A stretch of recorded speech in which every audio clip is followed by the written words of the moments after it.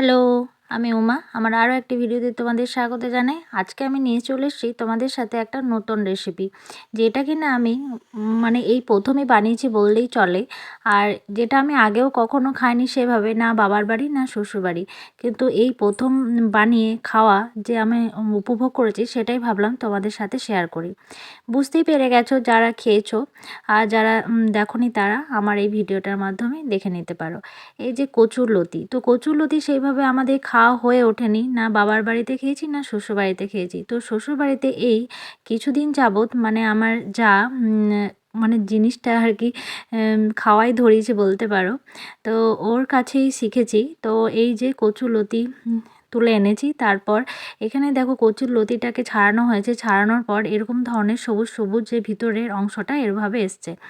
তো ছুরি দিয়ে চেঁচে চেঁচে যে উপরের ছালটা ছাড়িয়ে নিয়েছি। তারপর কচুর লতিগুলোকে এইভাবে ছোট ছোট পিস করে নিয়েছি। তারপর তেলের মধ্যে অনেকটা পরিমাণে তেল দিয়েছি। তেলের মধ্যে একটু ভেজে নিচ্ছি, স্বাদ মতো লবণ আর হলুদ দিলাম। লবণ আর হলুদটা একটু অল্প পরিমাণেই দিলাম। তো এরপর আর একটু ভেজে নিতে হবে। আর পুরো রেসিপিটি আমার ওই জায়ের কাছেই শেখা। তো আগে যেহেতু করিনি আর মারাও করেনি, সেই হিসেবে আমি মায়ের কাছ থেকেও শিখিনি। তো ওর কাছ থেকে আমি জিনিসটা শুনে এভাবেই বানিয়েছি। প্রথম বানিয়েছি, তো আগে একদিন বানিয়েছিলাম, সেভাবে করে উঠতে পারিনি। তারপর এটা হচ্ছে আমার নেক্সট টাইম বানানো, তো সেটাই ভাবলাম তোমাদের সাথে শেয়ার করি। আর একদমই নতুন একটা রেসিপি, অনেকে হয়তো খাওনি, আবার অনেকে হয়তো খেয়েওছো। তো তবুও আমি ভাবলাম, আমি যেহেতু এই রেসিপিটা প্রথম মানে বানিয়ে উপভোগ করছি, তো তোমাদের সাথে শেয়ার করি। তো এই দেখো কচু লতিটা বেশ একটু ভাজা ভাজা হয়ে এলো। তারপর এই তেল দিয়ে আবার আমি এখানে পেঁয়াজগুলো কুচিয়ে রেখেছিলাম, তো পেঁয়াজগুলো একটু লাল লাল করে ভেজে নিলাম। এরপর এতে দিয়ে দিলাম একটু পেঁয়াজ, রসুন, আদা যে পেস্ট করে রাখা।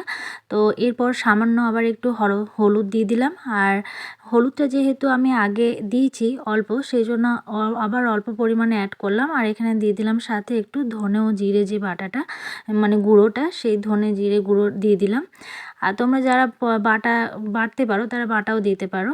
তো এরপর আমার ভেজে রাখা ওই যে কচুর লতিগুলো দিয়ে দিলাম। ভাজতে ভাজতেই কচুর লতিগুলো অনেকটাই সিদ্ধ হয়ে গেছে, তো সেই জন্য এখানে আমাকে আর একটু মানে বেশি সময় লাগবে না। তো ওই অল্প একটু জল দিয়ে দিলাম যাতে একটু সিদ্ধ হয়।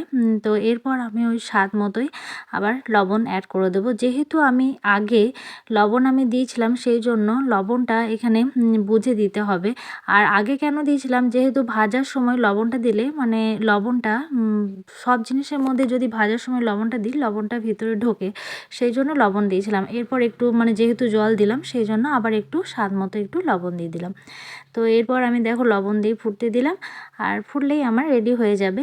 আর তোমরা যারা ঝাল খেতে পছন্দ করো তারা এখানে ঝাল অ্যাড করে দেবে। যেহেতু বাড়িতে বাচ্চা আছে, সেই জন্য এখানে আমি ঝাল দিতে পারিনি, পরে তুলে রেখে তারপর ঝাল অ্যাড করেছিলাম, লঙ্কা দিয়েছিলাম। তো তোমরা এখানে সেইভাবে এখানে ঝাল খেলে তোমরা এখানে লঙ্কা অ্যাড করে দেবে। তো দেখো আমার রেডি কচুরলতি। প্রথম বানিয়েছি, তবুও মানে ভালোই হয়েছিল। তো তোমরা এরকমভাবে বানিয়ে দেখতে পারো। তো আজকের মতো টাটা, পরে আসবো নতুন কোনো ভিডিও নিয়ে তোমাদের সাথে।